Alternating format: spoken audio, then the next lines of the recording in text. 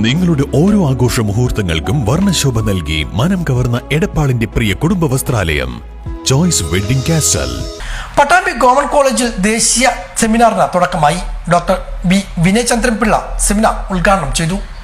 Pattambi government സംസ്കൃത കോളേജിലെ commerce PG വിഭാഗത്തിന്റെയും ഗവേഷണ വിഭാഗത്തിന്റെയും ആഭിമുഖ്യത്തിലാണ് സെമിനാറും ശില്പശാലയും നടക്കുന്നത്. ഗവേഷണ നീതിശാസ്ത്രം വിഷയത്തിൽ 2 ദിവസങ്ങളിലായാണ് ശില്പശാല. Palakkad Ahalya school of management principal doctor B Vinayachandran Pillai seminar ഉദ്ഘാടനം ചെയ്തു.